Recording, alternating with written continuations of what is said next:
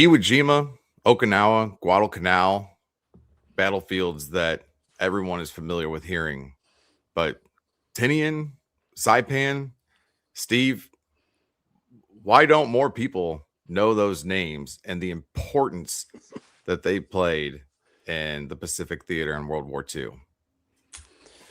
A loaded question, Mike. Well, a lot of reasons go into that. They weren't as visual as Iwo Jima, certainly. Saipan, Tinian, not at all. But you show somebody a picture of Iwo Jima and start talking, it was incredible. The other thing, maybe, is that Saipan comes a week after the landings at Normandy, in Europe. Yeah, And that was the headline. And in fact, right. our guys, sailing out to the Pacific, 4th Marine Division, they just got into Enola at that time on their way out there. And there'd been a lot of rumors that the landings in France had taken place. That was scuttlebutt going on for quite a while with the Marines out there.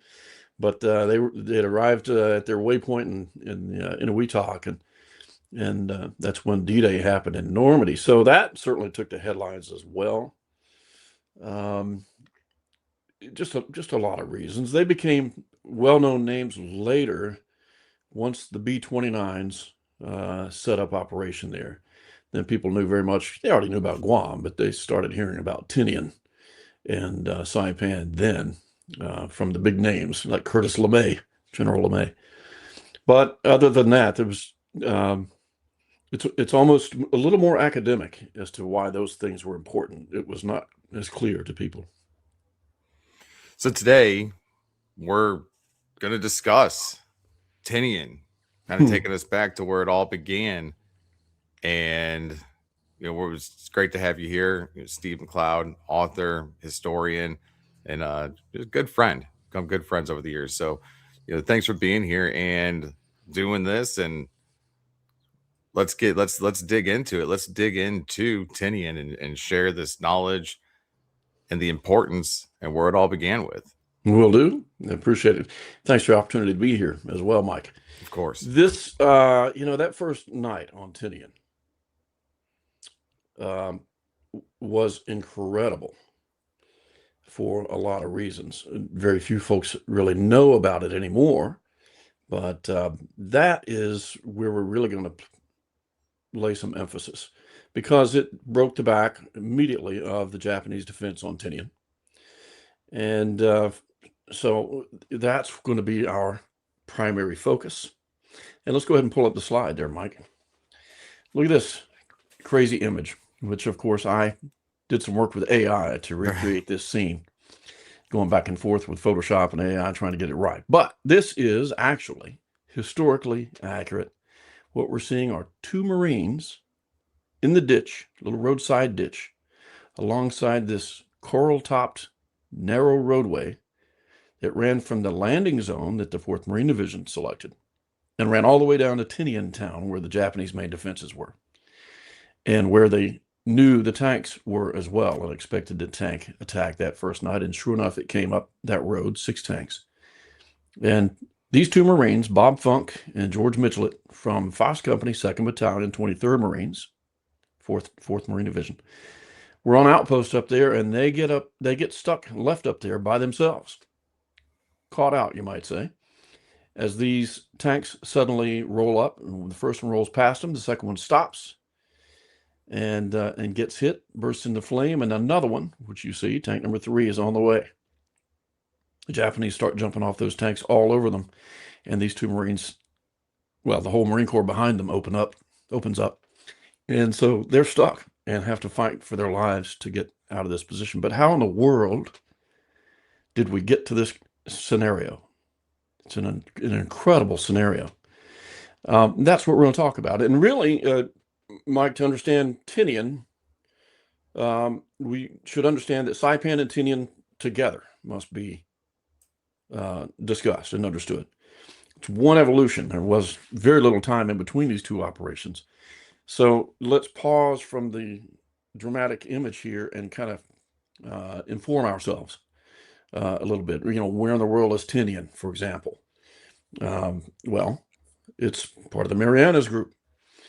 If you'd say with let's take the 4th Marine Division, which those guys were part of. They arrived in the Pacific at the very end of January 1944, 1st of February, and landed in the Marshall Islands at Roy Namur.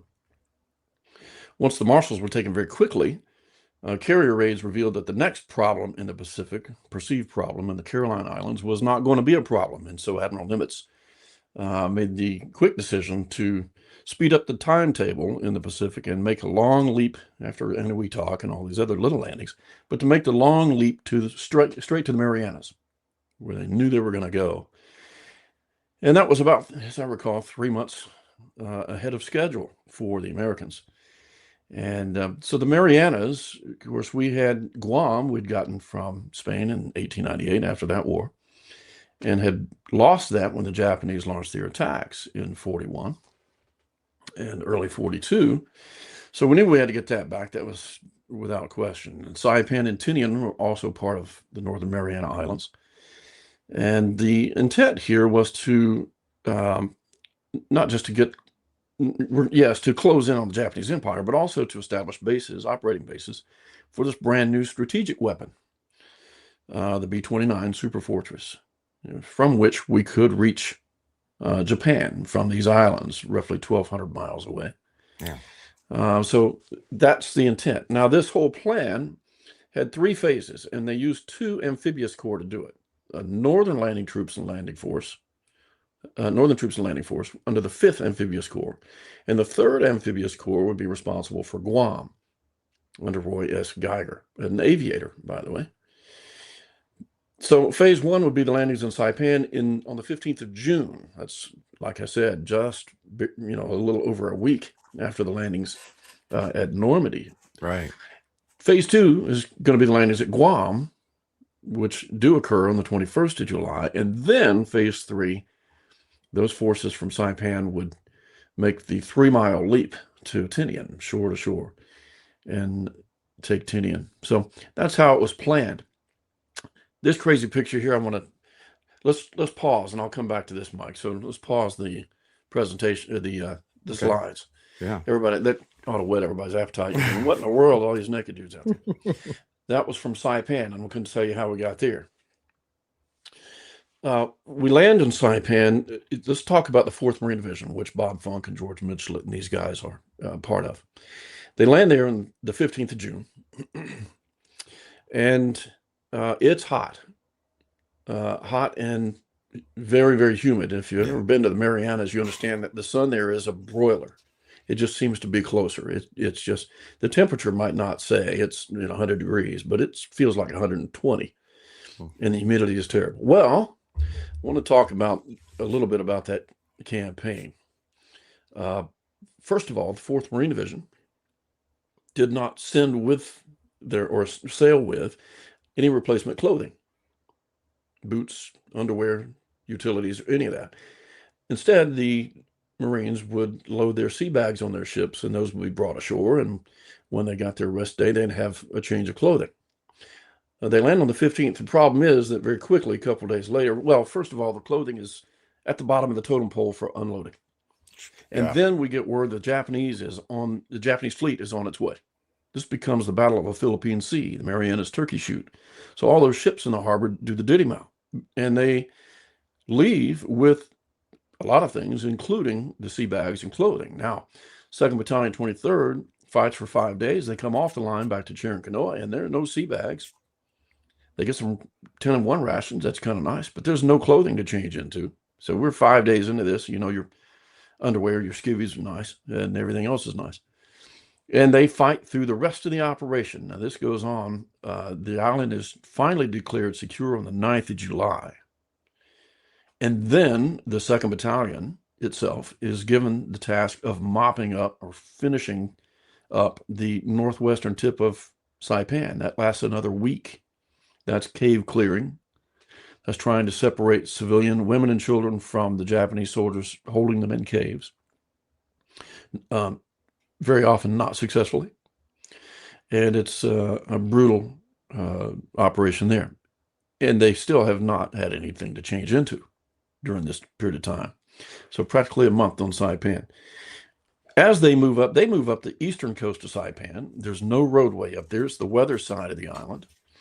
There's a short rail track that runs halfway up that the Japanese and civilians on Saipan used to support the sugarcane industry. And it's either wide open cane fields, unharvested, or it's jungle-like terrain. So water becomes a real problem. Supporting these guys, the logistical problem, moving up the eastern coast becomes a real issue. So water is scarce. And about halfway up the island, the flies began to show up. And when I say that, what that means is, as Platoon Sergeant Sam Haddad said, you'd wake in the morning and you would hear like these thousands of aircraft somewhere, droning somewhere. It wasn't aircraft, it was these flies. And they would land on some small tree over there, and the whole tree would be bent over like this because of the flies. They're big, fat, nasty green flies. And when you're trying to relieve yourself, take a dump in the woods, they're all over you. And then over here, trying to eat your cheese or your K ration, they're all over you. They're hungrier than you are. So about this time, bacillary dysentery began to make its showing, along with dengue fever, which they called breakbone fever. So this, you're dehydrated, you're dealing with dengue fever, and now your bacillary dysentery is taking hold. They work their way up through the island. They're having to clear caves. They're, by the way, on the 8th and 9th of July, 7th, 8th, and 9th, and even a little bit before, these guys are up on the cliff on northern Iwo Jima called Prudential Hill, looking down at the Tanapag Plain, and they witnessed, just in the dark, the largest Banzai of the war. These thousands, a couple thousand Japanese roll right through these two army battalions that aren't fully locked together and into the Army artillery outfit over there, the 10th Marines. They've witnessed this as well. They've witnessed a whole lot of things that are very unsavory. They see the aftermath of that. Finally, they start coming down back to the southern end of Saipan. This is about the 15th of July, 1944. They're exhausted, they're sick, they're filthy, nasty. And, oh, hallelujah, there are our sea bags. So they're reunited with these things. They get their utilities out of there. They bury or burn the utilities they've been wearing for a month because they're filthy, nasty. They stink like crazy. They've got screens around the field kitchens because the flies are everywhere.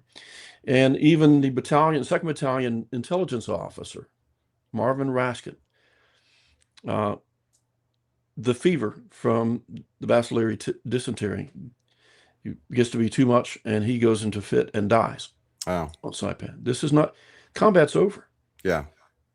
But this is the reality there on the island. And they're hopeful, surely, they're convinced they're going to send somebody else to Tinian and not us. I mean, we're the ones that had to mop up northern Iwo Jima. Well, they get word finally on the 20th of July that, yeah, you're going to Tinian, but you are at least going to be the reserve regiment. Division Reserve. 23rd Marines is not, for once, not going to be the assault regiment. And now it's interesting. Tinian is just 3 miles away if you're on the southern tip of Saipan. And they line up all the artillery that they've got, division and corps artillery. I've forgotten how many battalions are down there. It's 11 or 14 or something like that. And they're bombarding northern Tinian, on which there's a Japanese airfield, Ushi Point. The division commander has changed. It was Harry Schmidt. He's now corps commander, and Clifton Cates, General Cates, takes over as 4th Marine Division commander.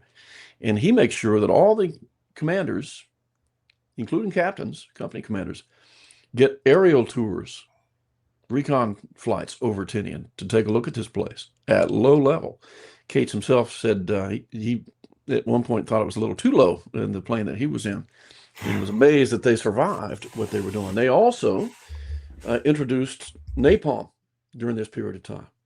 P-47s were flying over there, dropping napalm across northern Tinian to burn away most of the greenery and the shrubs that they could see in preparation for this. Now, the big establishment on Tinian is Tinian Town, and it's down in the southern end of the island. It's not a big island. We'll see in just a few moments. But the plan is, and they send some frogmen over there to recon these two narrow little beaches on the northern part and decide, let's land the division on these two narrow beaches and use the 2nd Marine Division to hold the Japanese in place down south. And it's done. And it's been called the perfect amphibious landing for that reason. And maybe so, but it was still tough. And I would tell you now from memory, let me not be from memory. I want to paint a picture a little bit. The 24th Marines, so we got 3 regiments in the 4th Marine Division, 23rd, 24th, and 25th regiments, which are infantry regiments. They are all depleted from the campaign on Saipan. So when we say those regiments, they're not at all at full strength. Battalions, each of their battalions, they've each got 3 battalion landing teams. Roughly, nominally, those would be about 890, we'll say 900 Marines and sailors in each battalion. The 24th and 25th averaged roughly 650 Marines and sailors in their battalions at this point. That's after taking in brand new green replacement Marines, so, which is roughly 30% of their number. Yeah. Now, Foss Company, getting ready to go to Tinian now. Foss Company, 2nd Battalion, 23rd Marines. They have available for that operation, I've got the numbers here for myself here, 129 Foss Company Marines who have been around for a while. They take in 55 of these temporarily attached replacements who are just coming out from the States and have had little training. And Easy Company, 2nd Battalion, or Echo as they would say today, 111 Marines in that company. Now, what's it look like at the end? Again, these guys stay mostly in reserve this whole time, but I can tell you, I don't know exactly what it looked like when they landed that night. Foss Company, when they get on the ship and leave Tinian on the 10th of August, when they get on the ship, there is 1 private in the company, 45 PFCs, and 31 corporals. Wow. There's your company. It's Yeah. barely, it's sort of like 2 understrength platoons. Right. That's all. And most of you Marines out there are replacements. These brand new. And as soon as the battle is over, they're sent to the 2nd Marine Division where they were designated. So they're only there for this week or so. So these guys that go to Tinian, they're way under strength. The units are 30% brand new green replacements. They're sick. Just any way you cut it, any way you slice it. They're exhausted. They're in tough shape. Now, this affects a lot of things in combat, and it's important when we start talking about this first night. I'm going to pause there, Mike. Do you have any questions or thoughts before we get back to that presentation?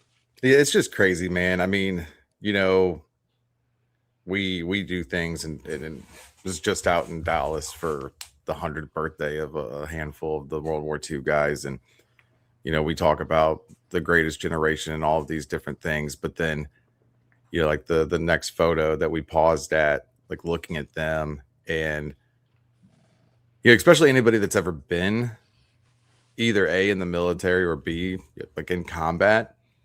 Like, I've been in some pretty big ops and, you know, military operations, things like that in my time in the Marine Corps, and I just can't even begin to fathom.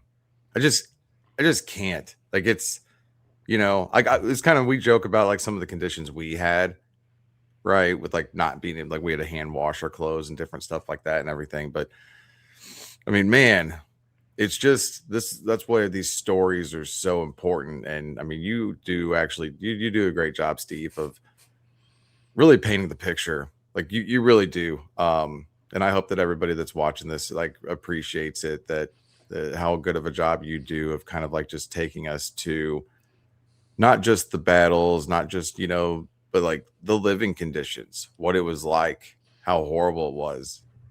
You do a great job at that. And just, yeah, you've got me, man. You've got me. Well, I appreciate that. That's where it matters, right? That's where the troops live, and Yeah. figuring out what it was like to be in the unit and to be with your buddies, and how in the world did you do this? Yeah. Yeah. And let me also say, you know, these guys, they saw a lot of stuff. They came across a cistern filled I just tell it. Platoon Sergeant had brought it up. He became a lieutenant on Iwo Jima with field commission. He said, we came across this cistern and we uncovered it was filled with babies, killed Yeah. babies.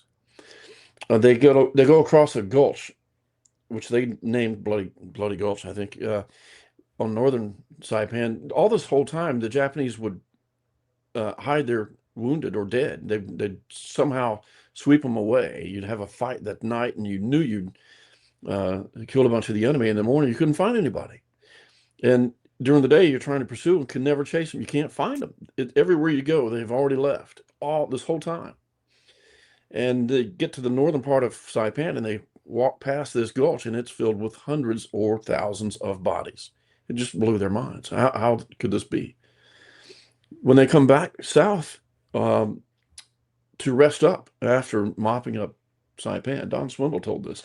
They were back down in, I think, in Garapan, and came across a big cistern filled with rainwater. Man, they jumped in that thing and started bathing, and never felt so clean in their lives, they said, until a body floated to the surface, and then they didn't feel so clean anymore and got out of there and came on down to the south. And that's where they met with their sea bags. And that's when this next photograph was taken, Mike. So let's jump back into some of these pictures for us. So this photo was taken by a fellow named Larry Keeley for a publication, but he captured, these are Fox Company guys that are all identified. And this is in Lau Bay there on Saipan. So they get down to where the sea bags are, and finally, here's a chance to get out and bathe in the water. Now, I'm going to tell you, in mid-July, walking on those white stones and rocks barefoot will just about make you scream. I have done it. And then you get in that water, very shallow water, and that's all coral rock underneath there. That is not comfortable either. And that water is as hot of any bathing water that you want, probably hotter. But it was paradise for these guys. And yeah, there's a bunch of fellows in there we can recognize, but dead center, two fellows. Well, there's a blonde-headed fellow with a crew cut. That's Bob Funk. And he's one of the two Marines in that ditch that first night on Tinian we're going to talk about. And just to his left, our left of him for us is the corpsman, Doc O&H Bankin, who became legendary in that outfit, and we'll probably get around to him as well. But this was their first time to try to clean up and get changed into these utilities.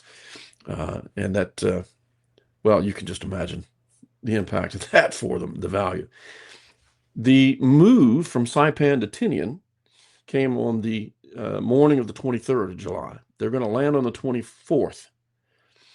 So the way this is a shore-to-shore operation. So they brought these Amtraks. They had a little over 450 Amtraks available to them.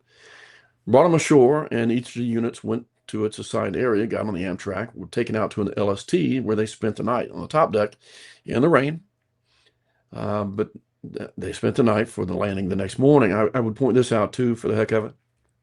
They were given the option of whether or not they could wore packs. They could if they wanted to, or they'd leave their packs on Saipan with the dumps. And many, and I think most, did exactly that. They left their packs behind. They folded a poncho over their belt, took their weapons and rations, and went that way. So they leave Saipan and head down to Tinian, and their assembly area for all the ships is just a 5-mile trip. So they go down there and spend the night. But you can see how close it is to Tinian. And again, this is all now the same 5th Amphibious Corps operation to go to Tinian. Notice the sort of S shape of the island. Mm-hmm. And you can see, now this is taken from the Marine Corps map. 2nd Marine Division ultimately is going to be assigned the eastern side, our right side. We're looking north and south. And the 4th Marine Division is going to come down the left side of the island. The island had, at the time, and one of the chief important parts of that was the Japanese airfield at Ushi Point, which we can see there. But other than that, not a lot of terrain features that mattered for the operation. So on these two little beaches. White 1 was about 60 yards wide. White Beach 2, about 150, 160 yards wide, but it was flanked by these big coral rock outcroppings. So the 24th Marines came ashore, a battalion at a time, really, on White Beach 1, the morning of the 24th, and 25th Marines came ashore at White 2. Now, when you read the official histories, it sounds like there wasn't much of a resistance here. The folks in the 25th Marines would tell you otherwise. They were met with pillboxes and anti-boat and anti-tank guns and a lot of machine guns and some artillery fire. You remember, they're under strength, all of these guys, and very quickly, they're radioing back, we are not going to have enough Marines to extend the lines to establish a perimeter for the night. So guess what? So much for reserve. 23rd Marines go ashore. Right. And you can see in this map that I did for the book, I outlined the perimeter, but there's a little area to the left, to our left, that's darker, blacker, you might say. And so the 2nd Battalion, 23rd Marines is brought in there to establish a perimeter. Before I move from this picture, notice the white markings there indicating the roadway. Yes. Straight and boxy. It comes straight up from the south, right into that position, and see that hard right turn. I mean, these are right angle roads here that are going to matter to us. But note that roadway that runs straight south on Tinian. Okay, let's get past the beach. Here's an aerial shot of White Beach 2. You can see how narrow it is. Yeah. When 2nd Battalion, 23rd comes ashore, they finally, it takes a while, a lot of chaos, but they start coming ashore about 2:30 in the afternoon, and then it's very crowded around the beach. 25th Marines are still in the area trying to push inland. But that road that goes to Tinian Town, we can see very clearly from this aerial off to the upper right. But that goes straight down there. I would also point out for those watching the curve that heads off to the left. It's like a little cut through, a shortcut. It is that area where Fox Company, Bob Funk and these guys are going to set up this night. And they get there about 4:30 in the afternoon. When they land, they come under machine gun fire and are pinned down for a pretty good period there until the tanks can come up and try to clear some of this field and get them out of trouble. But by the time they move in on a short distance, General Cates gives the order to dig in for the night, select your positions and dig in. And that's where they dig in. Now, as they do, 2nd Battalion, 23rd Marines now occupies the right flank of the 4th Marine Division. In reality, that is only the 2nd Battalion, 23rd Marines. Because the 23rd Marines, that regiment, had been Division Reserve. So 2nd Battalion is put on the line. 1st Battalion, 23rd is going to be behind them, supporting them and defending the coast. 3rd Battalion, 23rd Marines is still Division Reserve. That'll come into play in a few minutes. So the right flank of the 4th Marine Division perimeter is held by two understrength rifle companies filled with sick Marines and a whole lot of replacements. That's Fox Company and Easy Company. 2nd Battalion, 23rd Marines in that position. They must defend to the west against Banzai attack by infantry. But they've also got that road coming at them from the left, from the south, from Tinian Town, and they must defend that area as well. So here's a map that flips us around. You can see the curve in the road, in the right angles of the road. The beach is off to the left. The south and Tinian Town is now to our left. Yeah. You follow that? Yeah, so the road that was coming at us from the aerial is now going to the left. That's right. Yes. Exactly right. And so they essentially land at White 2 and go straight up and hit that road and start laying out their perimeter. And that includes concertina wire and all this kind of stuff. And many of these guys, look at 1st Platoon, if you can see that, they're lined on either side of the railroad track that's entering this position. And Lieutenant Charlie Ahern had 1st Platoon. He said this thing just led itself beautifully right into our company lines. But off to the left is that road, and everybody knows that's a problem. Yes. But first of all, I want to point out something here that was missed or not known in the official histories, the Marine Corps histories.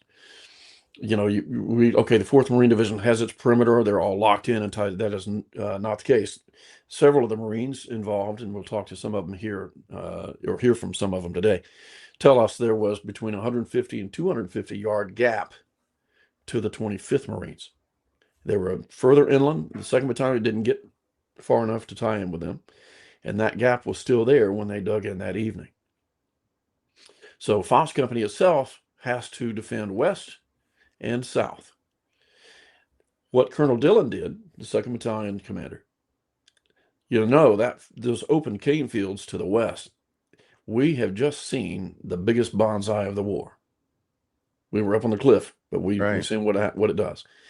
He assigns his attached anti-tank platoon, second anti-tank platoon, under Lieutenant Henry Meager, into that field, and they set up with canister rounds, giant shotgun shells, to defend against infantry Banzai. So now he's committed his anti-tank platoon. What about that road to the left? Yeah. He didn't have anything. He knows by late afternoon, we now have to get another anti-tank platoon from one of the other regiments, one of the other battalions, and defend against tank attack from that direction. So this is the setup at roughly 4:30 in the afternoon. And that's kind of what it looks like. Am I missing anything there that we need to point out, Mike? No, I think we're rolling right into it. So how did we get here? Well, that's what I'm going to set up for us. Let's pause right there, Mike. Let's go back to just telling the story, and then we'll return to the presentation in a few minutes here.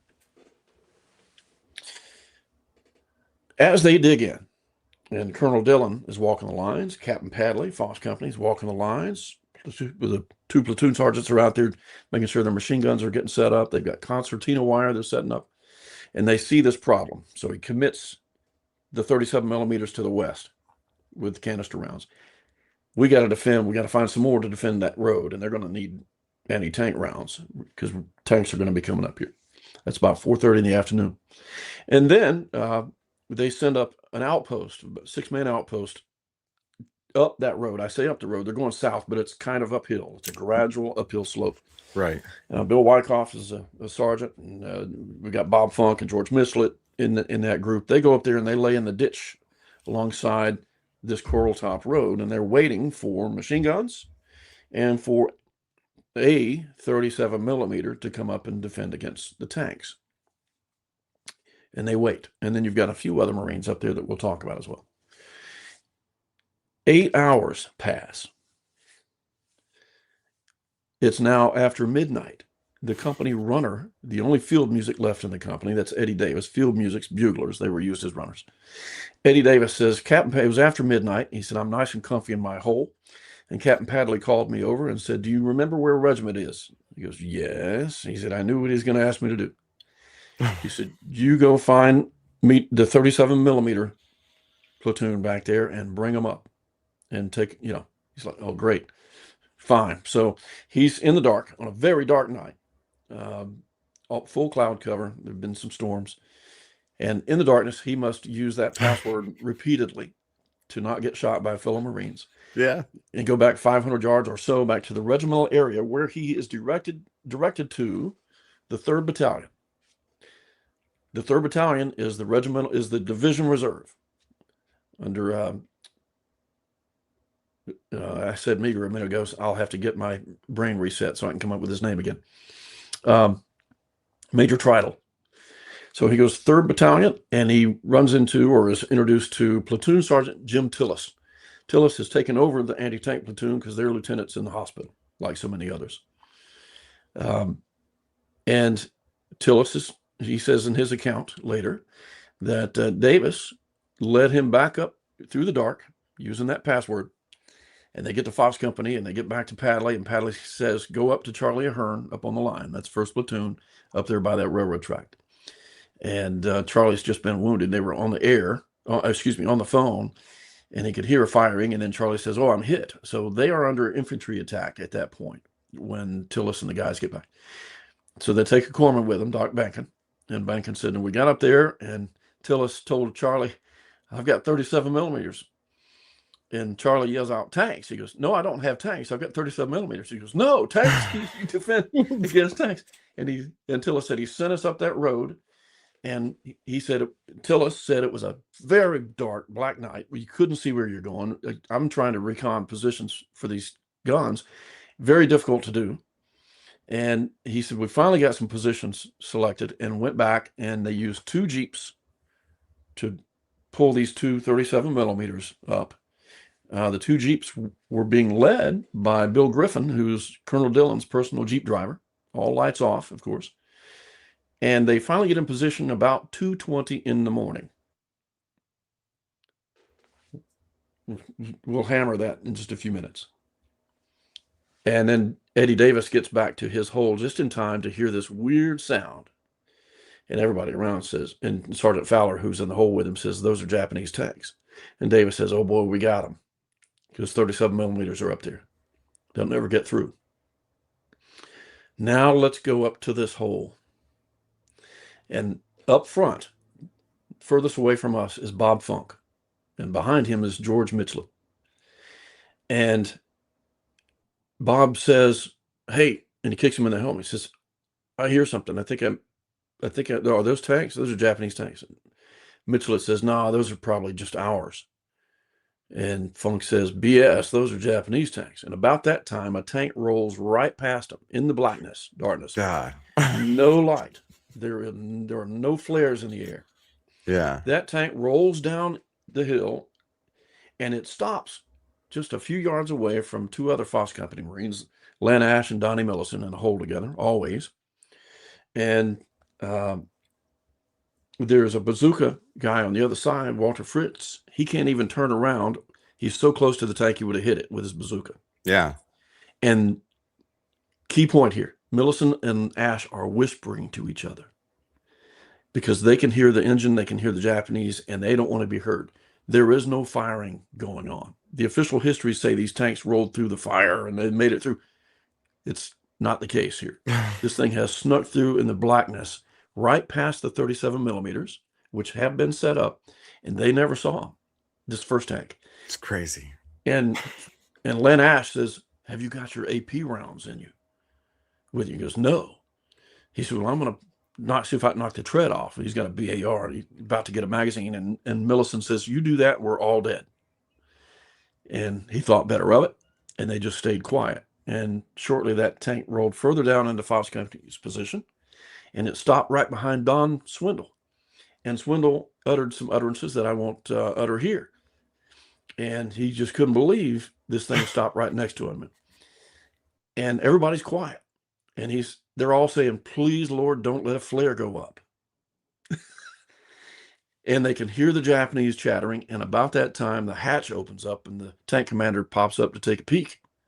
And Slim Gardner, John Gardner from Texas, open fired with his BAR, kills the tank commander. The driver hammers it and guns it further into Foss Company's lines. And they roll over some of the Foss Companies. So a couple of our guys get wounded because of that. Now here goes the flares. Yeah. Well, about that time, this tank number 2 has rolled up, and as Bob Funk said, of all dumb things, he stopped right next to us.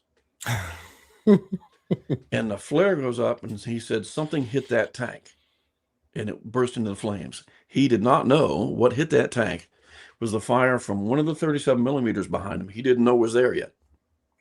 And that's Charlie Kohler's gun. Gunny Sergeant Charlie Kohler. And he has set up just to the right side, his gun set up just to the right side of that road facing up the hill. He has no idea Bob and George are up there either. Wow. But that tank came under, it became visible from the flare. They immediately hammer that tank, and it burst into flames. And sure enough, here comes tank number 3 with its track in the ditch, coming straight up Bob Funk. He said, I hunkered down and gritted my teeth because it was about to hit me. And at the very last second, it pulls up onto the road and it stops behind the other tank, and they start yelling at each other. And about that time, something hits it, and it bursts into flames. That's Charlie Kohler's gun, number 2. And I want to, they didn't know Charlie was back there with 37. No idea. Charlie didn't know they were up there. Like, I mean, can you guys like imagine just like you're just hanging out and all of a sudden this tank, the fog of war, man, the Fog of fog of war. war. That's there you go. And we will discuss exactly that here in a minute. There are 6 tanks in total. 3 of them we've now accounted for. A couple of them break off and head off into the field. The 6th one turns tail and runs. It eventually comes back, and it runs into Fox Company 25th Marines. And Gunny Sergeant Keith Renstrom, who was an original Fox Company 23rd guy, but he's now with 25th, and Bascom Jordan, one of their bazooka men, head off into the darkness. Gunny Renstrom told us that Bascom Jordan bumped into that tank with his weapon, backed off and fired, and was wounded by his own fire. That's how close. That's how dark it was. Jeez. The tank commander came out. Renstrom shot him, killed him, and there are photographs of that tank as well. Now, when this all happens and that tank rolls back down on the Fox Company's position, back down in the first position area, Leroy Surface, Corporal, jumps up with his bazooka, and Sergeant Art Metris runs with him. And for the first time ever, he takes a shot at a tank. The first one misses. The next one destroys the tank, knocks it out. Another tank rolls right past. Bob Funk said another tank passed us. Not to worry about him. He just kept zipping. Funk and the guys, when these tanks are being hit, the Japanese who are riding on top of the tanks are jumping off all over them in flames. And the best they can do is keep their heads down and try to be invisible. And they're having to fight their way through this. And by this time now, the entire, as he put it, the entire Marine Corps has opened up. Because now these things are aflame and everything's silhouetted. Yep. So the line behind them, the machine guns, Bob Funk's buddy, Jules Hallam, he's one of them. They are laying the fire out here like they've never done before in the war. And these guys are stuck out there in the ditch. They have to fight their way through, and the only thing they can do is go forward further over the crest into enemy territory to stay out of the Marine Corps fire. And they do that. Then Leroy Surface chases down that second tank that rolled into the position, knocks it out. He's awarded a Silver Star for knocking out 2 tanks. Bascom Jordan, I think, a Bronze Star for knocking out that tank that he knocked out. 37s, bazookas, all machine guns, you name it, everything in the world is firing at these things. And stuck up front is Bob Funk and George Michelet, crawling further into enemy territory. The next morning, what do we see? Well, here's tanks 2 and 3, where they stopped right next to Michelet and Funk in that ditch that you can see there. What a picture, too, man. What a freaking picture. Yeah. God. What a picture. Now, I would tell you, when Charlie and Kohler and I talked about this, the gun crew captain there, he said, we hit the first tank. I said, Charlie? And I told him what had happened. He said, I have no idea how that tank got past us. I asked him, I said, Charlie, in the morning, were you kind of looking uphill, or could you see farther? Oh, no, we were still looking uphill. Yeah. Funk and Michelet are on the crest of that hill. Kohler's 100 to 150 yards behind him. That first tank didn't slow down. It zipped right past everybody in the dark. And Platoon Sergeant Tillis, who commanded that anti-tank platoon, said, we had no night firing attachments. You couldn't see a thing until the flares went up and that first tank was hit. That's tank number 2 that this fellow, we see at the right there. That's the first one that Charlie's gun hit. And tank 3 is the next one they hit. But the first tank had already zipped past them in the dark. It's how dark it was. That's crazy. Then another good look. Look at this ditch. And now, I'm not getting into great detail, but you can see the Japanese helmets there with bullet holes in them. Yeah. The fire had to be incredible. And remember, Funk and Michelet are right in the middle of this stuff. Just incredible. A few other views show us the lay of the land. God, man. So, and looking back toward the beach. Go ahead, Mike. As we're going through these, unless I'm jumping ahead. Go ahead. Where's tank 1? This might be it. Okay. I can't determine. I'm not sure. I don't know. Yeah, you can see, and we can see that hill too. You can see the hill. This Right. goes on for quite a while. Swindle said that the lay of the land now, after the CBs worked on it, is not the same as it was. It still goes uphill, and that position is still there, and the road still does the same thing. We'll go stand on Wow. that very ground and talk about this scenario. But I don't know if this tank won or not. There's no way for me to know that. The guys were dug in on, I mean, literally in the ditch on both sides of the road. There's not much of a ditch here at this point, so it's hard to say. Right. Well, another thing that strikes me is what in the world were they doing with telephone poles going up to the northern part of Tinian? Yeah. Kind of Yeah. blows my That mind. pole stuck out to me too. Yeah, they go all the way down south to Tinian Town. One of the things you can't really see it in this photo too well, but right in front of the Marine looking at the tank, there's a white circle painted on the side of the tank. Don Swindle always remembered, he said, Oh. I always studied, I loved airplanes, and I turned around in that darkness and saw this tank right next to me. And so help me, there was a marking on there that looked like the British marking, Oh, wow. the dot and the Wow. circle. Wow. Here's another shot. Can you see Yeah. that? It's been even X'd better out. now. It's been painted over with some paint. Somebody painted an X on it, and somebody also painted what looks like 3rd Platoon on there, 3rd PLT. Can you see that? Yeah.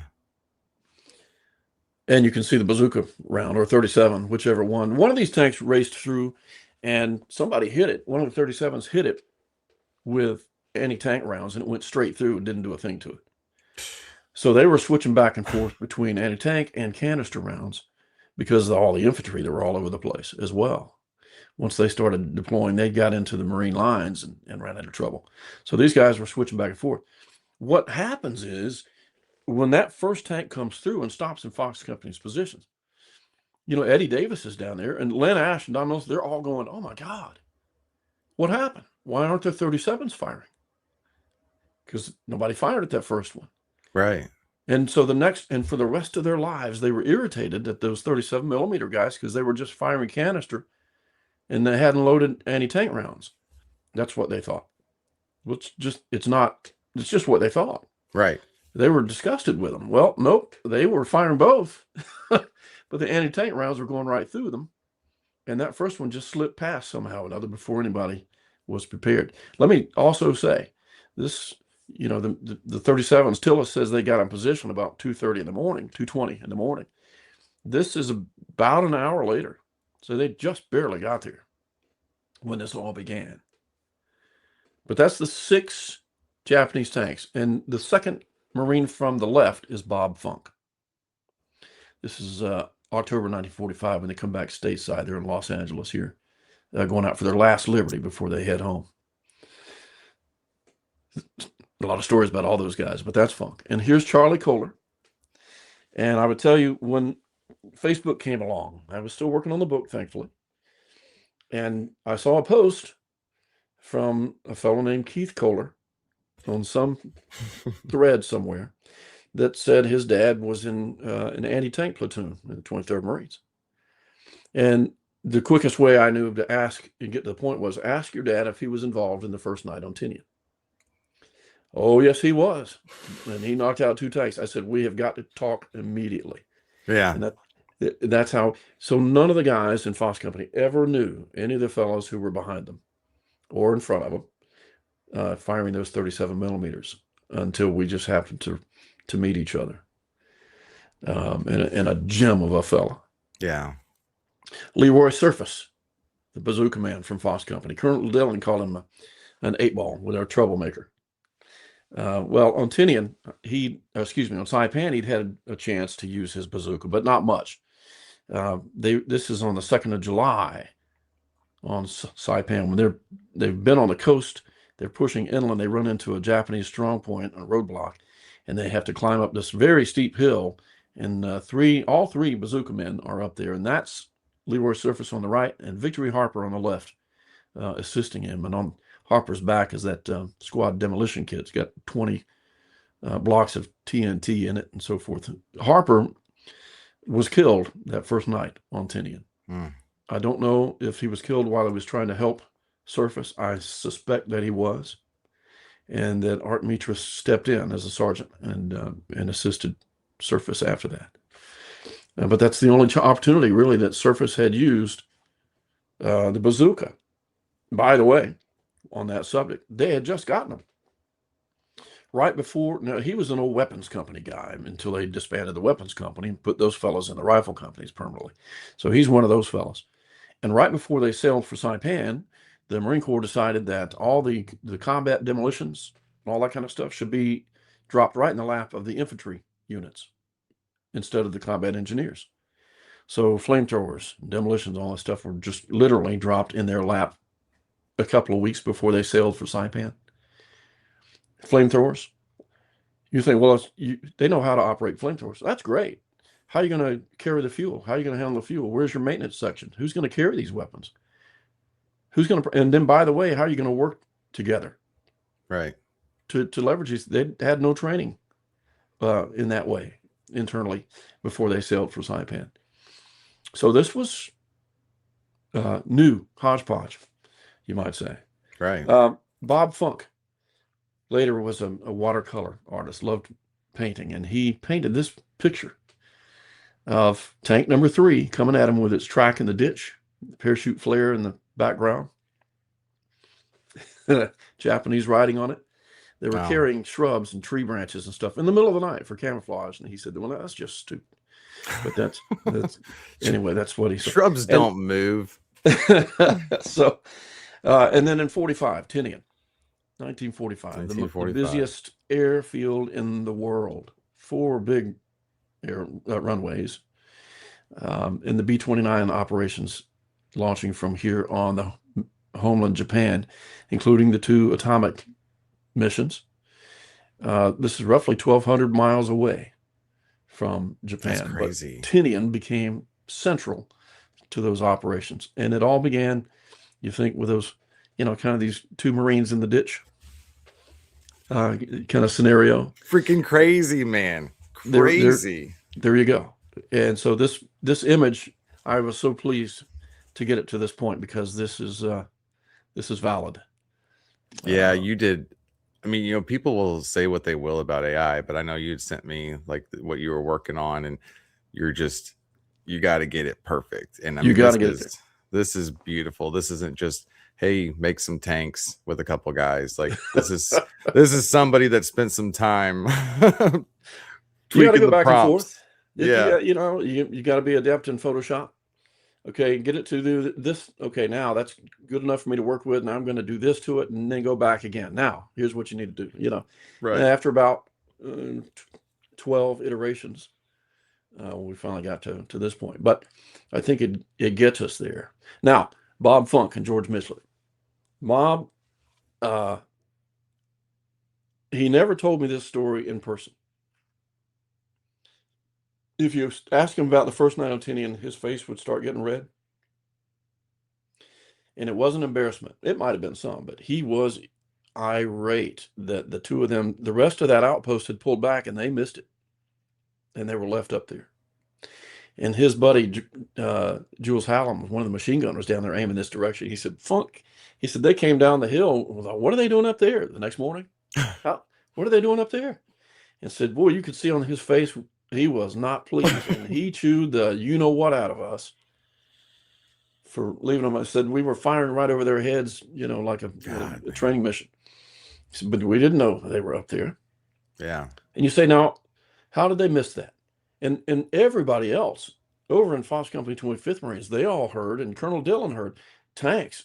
Gunny Kohler said you could hear them. Oh, God, you can hear them 9 miles away. Yeah. But Funk and Michelet weren't able to interpret what they were hearing.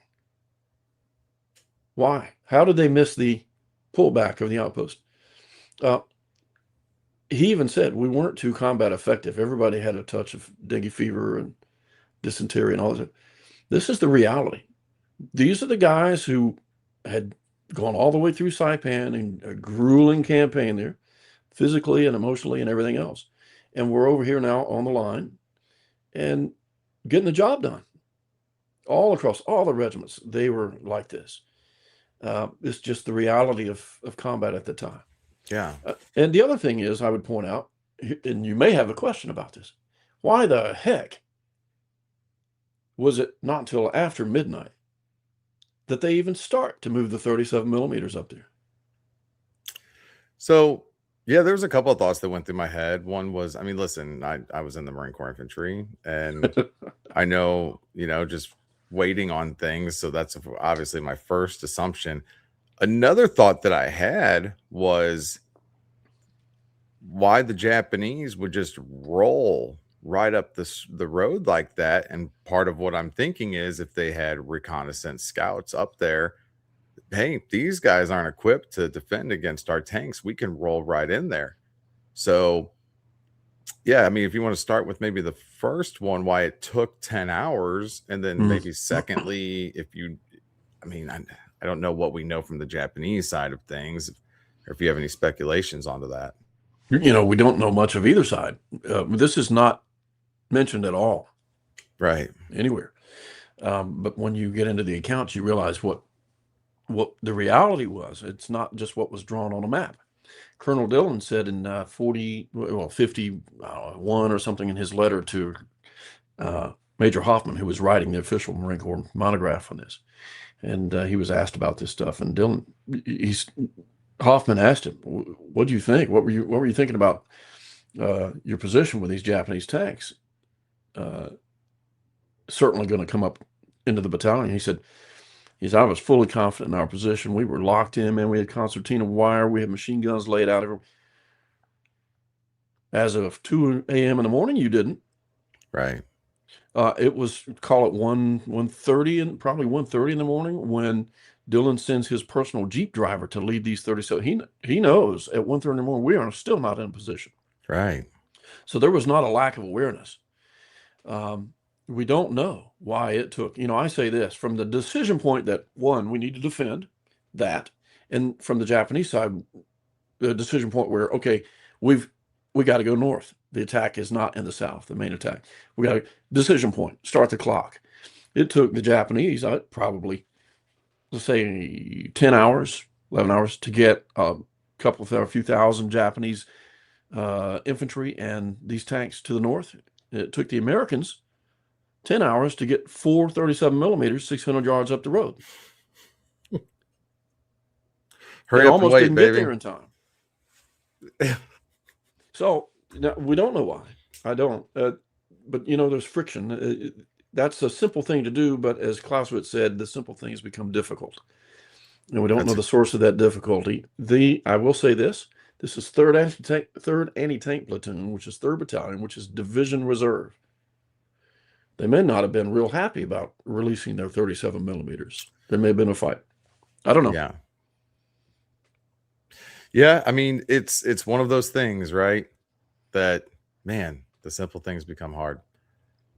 Sometimes, I mean, that can definitely happen. You don't understand why, because it seems like it's such a simple, easy decision to make. Now, this was night 1, and you touched on Tinian becoming the largest airbase, busiest airbase, became the point of departure for the atomic bombs, and obviously what with the USS Indianapolis delivered them, and those that know that story.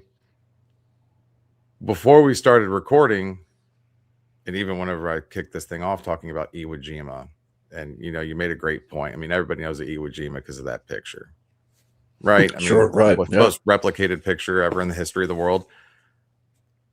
If it wasn't for this night, is it safe to say that there's no Iwo Jima? Probably so. It's the B-29 operations were massive in the Pacific and in the closing of the war, without debate. About what motivated the Japanese decision makers, the Big Six. What motivated them most? Well, it was the Emperor stepping in, probably. But all of that's coming from the operations launched from these 3 islands, Saipan, Tinian, and Guam. And Tinian's got a massive base here. In fact, it's all based on Saipan to begin with, 21st Bomber Command, and then ultimately 20th Air Force based on Guam under General Curtis LeMay, very famously. And then the battle for Iwo Jima, this is July and August, 1st of August, 1944. In February, we send 3 Marine divisions to Iwo Jima, halfway to Japan. It's about 650 miles away, to take that island. Why? People go back and forth on that. Now, what I think doesn't matter, but what I can tell you is what the Marines thought at the time and what General Curtis LeMay said. And one of our lieutenants, Foss Company's lieutenants, when he joined the company after Iwo Jima, in his notebook, when he's sitting through the briefings, was that Iwo Jima being an emergency air base was secondary. It was not the main motivation. It was nice. It was great, but it was not their motivation.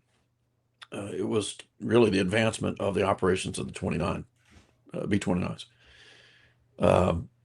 And from Curtis LeMay's standpoint, he said, we couldn't work under lights at night because of threat of Japanese air raids staging through Iwo Jima, which they did have. Yeah. Etc. So we also just couldn't work continuously. We had to use dumps and spread our fuel and ammunition around the island. And there's no way we could do that with that threat hanging over us. But once the Marines took Iwo Jima, that threat was removed, and we didn't have to use dumps, and we could work 24 hours a day under lights because there was no more threat of night raid. He said we wouldn't have dared do that until the Marines took Iwo. And a month after Iwo Jima is taken, when you look at their flight hours, it practically doubles. Yeah. Of these B-29 operations. So the advancement of that operational tempo of the war into enhance the effectiveness of what they had already taken. I'm talking about the Marines. They had taken Saipan and Tinian and Guam, and they took Iwo Jima to close the deal, really, and make those things most effective. Lastly, I can only speak for myself. In 30-something years with the Marines who fought on Iwo Jima, I never talked with one who didn't think it was worth it. And so my opinion doesn't matter. Theirs does. But what's required to take those things, to take those islands? Mm-hmm. These kinds of up front and personal and close encounters that are weird and filled with that human element, and sickness, of chaos, confusion, and everything else. This is what was required to get those operations underway. I think it's so fascinating, and anybody that's watched our episodes, and with John Parshall, we were talking like the what ifs, right? I always think it's fascinating to what if and think of things. And we've looked at photographs today that you could legitimately look at. You see the humans, you put the names with the humans of the men, like who you spent time with, who who you call friends and befriend, and to be able to put the names with the people in the picture. But then I want to take it like just even one step further to say, does the war end without Tinian? And that's why I think it's so fascinating that whenever you bring it up to people, what's that? Where? And even in Marine Corps boot camp, anybody that's gone through boot camp, Bougainville, Guadalcanal, Iwo Jima, Tarawa, Okinawa, like those are the five. Those are the five. And places like Tinian, Saipan, Guam, they're not really taught. And I get that we don't learn the entire history, but thankfully we got guys like you who were able to meet up with the guys who were there, the Marines, the corpsmen, etc., the people that were there, and then now be able to keep these stories going. Because as you said before, who do you talk to now? Who can share the stories, who can tell us what actually happened? And for so long they didn't talk about it, and thank God, because I think you and I talked about this also. If I'm going to put a little thing up you can click to go to one of our one episodes, remember we talked about Saving Private Ryan, that AOL chat rooms, family members getting on, connecting with one another, and just kind of how the evolution of guys who came about and started talking about and sharing these stories happened. It's one of the things that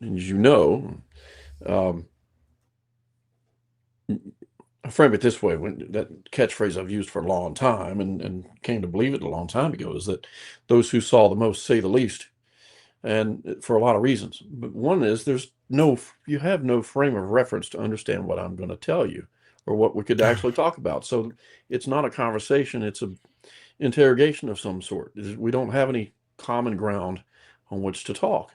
Saving Private Ryan coming along, it sort of it served as a common ground, um, neutral ground for discussion for a lot of folks. It was too late for a lot of folks. They didn't, Dad was already gone or things of that nature. But it certainly opened up a dialogue in a lot of ways, and it did prompt a great many veterans to open up as well. Strangely enough, I don't know what this is relevant, but another thing that I ran across, guys who had had something like open heart surgery suddenly remembered everything. I know 3 or 4 instances of that.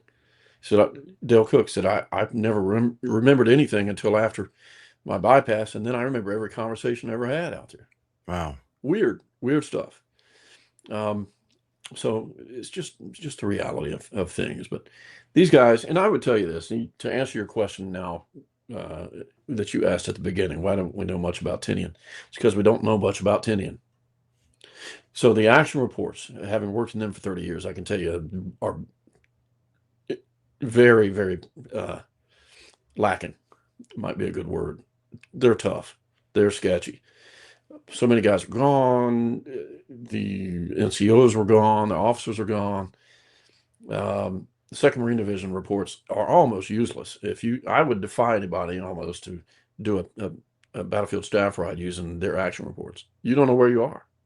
Right. So trying for Major Hoffman, trying to put this together as a history after the war was an incredible mountain to try to climb.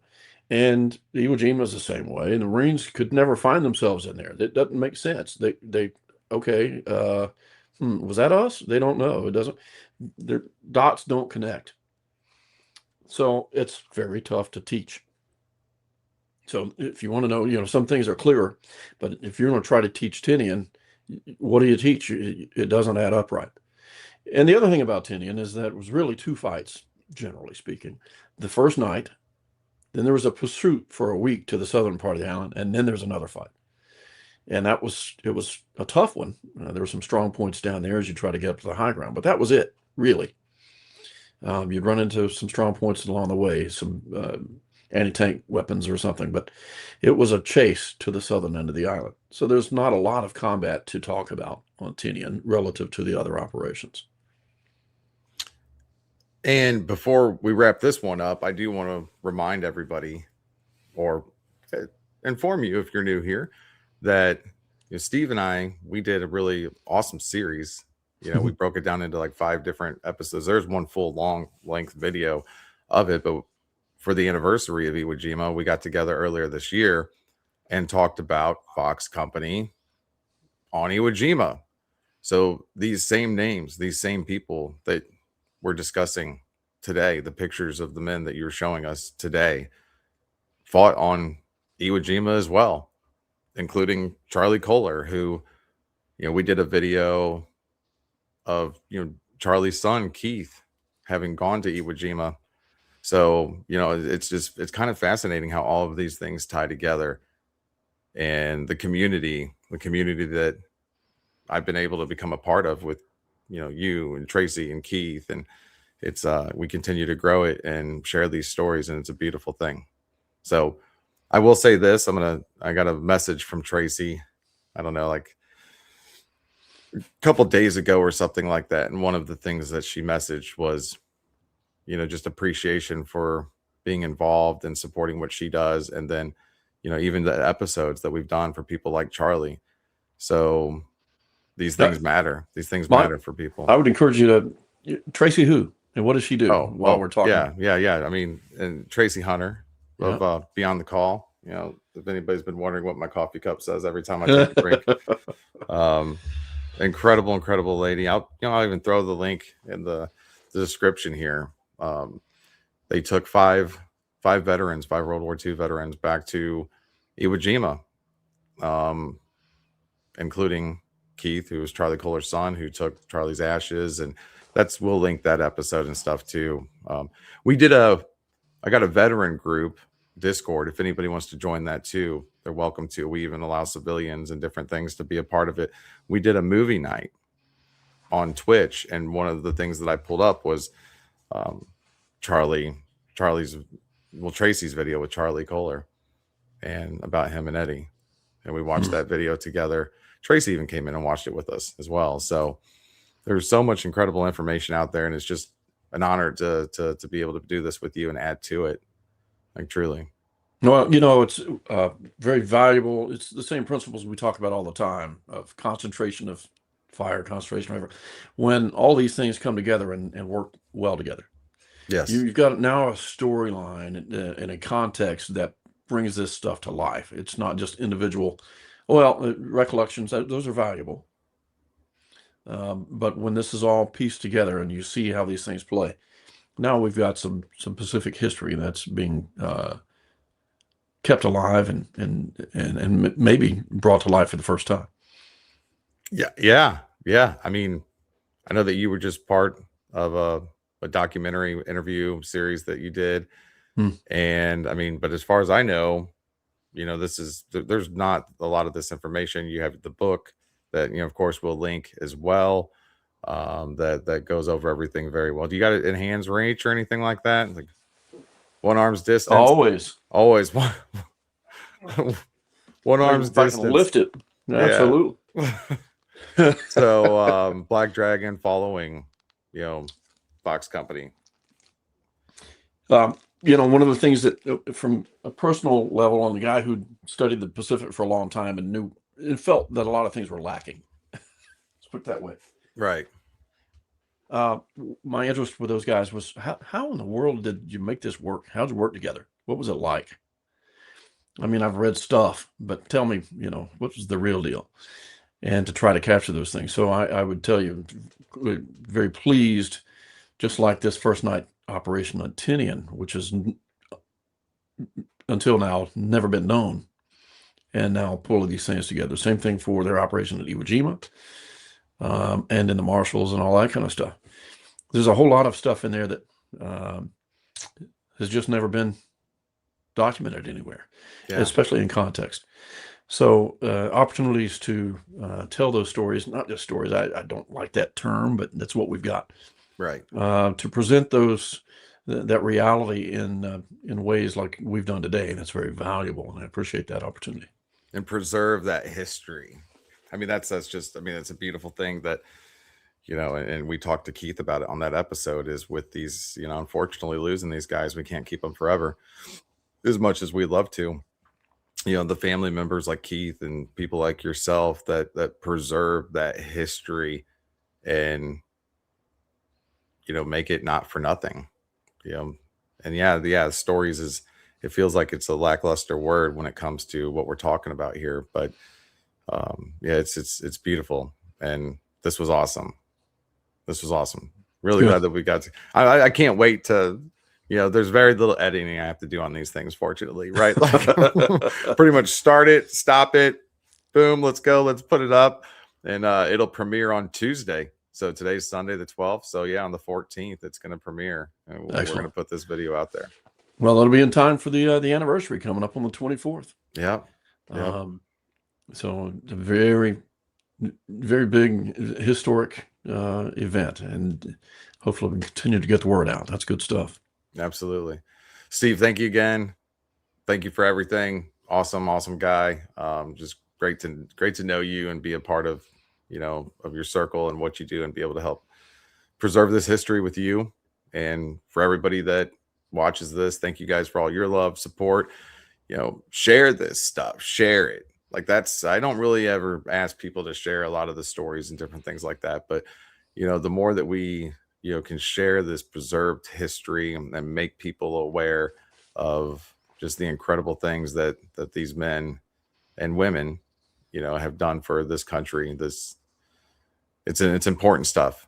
And it's something so easy as just like clicking and sharing. So with that said, it's an honor of a lifetime to be able to call all my fellow veterans out there, brothers and sisters, to know you guys and be able to do this And until next time, Semper Fi.